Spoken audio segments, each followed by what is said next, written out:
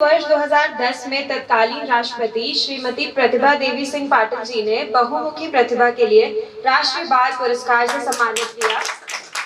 जो युवा होते होते माहिर शास्त्रीय नृत्यांगना ही नहीं वरन 100 से अधिक शिष्यों की गुरु भी बन गई हैं। इसलिए शहर में सभी बड़े और सम्मानित जन उनके अनुभवी नवयुवा पुकारते हैं।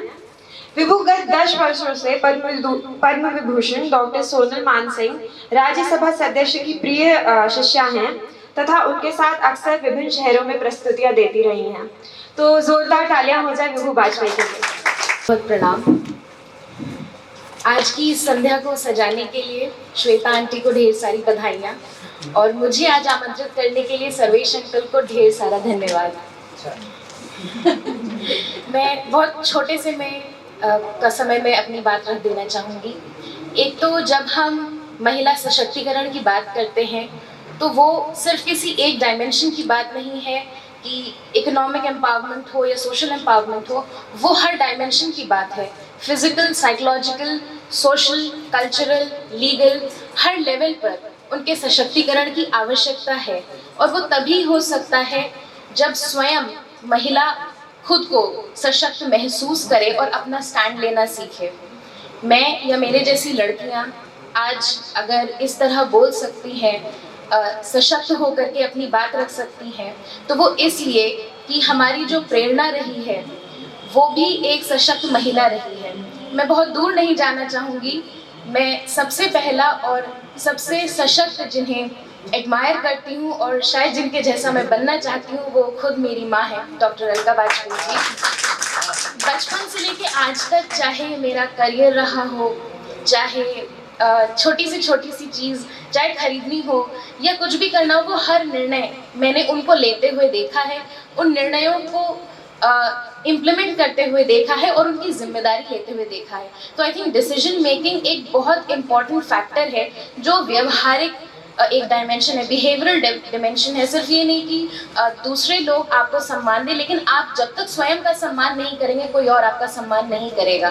तो ये जो मैंने अपनी माँ से सीखा है कि चाहे वो 5 रुपए की टॉफ़ी या चॉकलेट हो, वहाँ से लेके 5 लाख रुपए तक मेरे प्रोडक्शंस में लगाना हो, वहाँ तक के छोटे से लेके बड़े से बड़े निर्णय तक स्वयं जिम्मेदारी लेना, उस जिम्मेदारी को निभाना और अगर उसमें कुछ भी आगे पीछे मान लीजिए कभी कुछ उसके ड्रॉबैक्स फेस करने हो तो उनके लिए हमेशा खड़े रहना, ये सबसे बड़ी चीज़ मैंने अपनी माँ से सीखी है।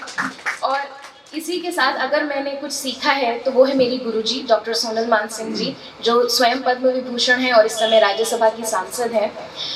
अक्सर होता है क्योंकि मैं लखनऊ से जाती हूँ दिल्ली उनसे सीखने के लिए, तो मेरा ये सौभाग्य रहा है कि मुझे उनके साथ रहने का समय प्राप्त हुआ। नहीं तो जो वहाँ के लोकल बच्चे हैं वो तो आते हैं, सीखते हैं, घर चले जाते हैं। मेरे साथ ये स्पेशल केस होता है कि गुरुजी इंस्टीट्यूट पे या विशेष रूप से अपने घर पे मुझे साथ में रखती हैं, तो उठना बैठना खाना पीना सारी चीज़ें, चलना फिरना, सब कुछ मुझे उनसे बहुत कुछ सीखने को मिला। लेकिन एक बार उन्होंने मुझसे कुछ कहा था कि विभू तुम जब बड़ी होना, तब तो मैं छोटी थी बच्ची, उन्होंने कहा कि जब तुम बड़ी होना, लड़की महिला बनना, तो एक चीज़ मत भूलना, वो है सेल्फ लव, खुद से प्यार करना। अब यहाँ 2 चीज़ें हैं, एक है सेल्फिश होना, एक है सेल्फ लव। बड़ा हेयरलाइन डिफरेंस होता है इनके बीच में। स्वयं से प्रेम करने का मतलब स्वार्थी होना नहीं होता। स्वयं से प्रेम करने का मतलब है अपना ध्यान रखना, आपकी जो आवश्यकता है उसके लिए पूरा करना। अक्सर चाहे जितनी भी हाई अर्निंग मदर्स हों या सिंपल होम मेकर्स हों, मैंने देखा है वो घर का ध्यान रखते रखते अपना ध्यान रखना भूल जाते हैं।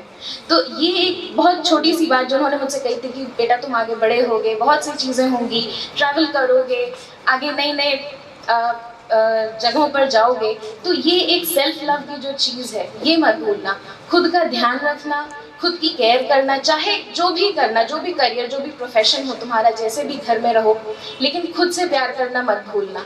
तो मेरे ख्याल से लड़कियों को अगर एक स्टैंड लेने की हम बात कर रहे हैं, आज हम सेल्फ डिपेंडेंसी और सेल्फ कॉन्फिडेंस की बात कर रहे हैं, तो this will not happen overnight. उसके लिए महिलाओं को सशक्त होना पड़ेगा, स्वावलंबी होना पड़ेगा, तब लड़कियां स्वावलंबी और सशक्त हो पाएंगी। इसी से मैं अपनी बात को विराम देती हूँ। बहुत बहुत धन्यवाद। नमस्कार।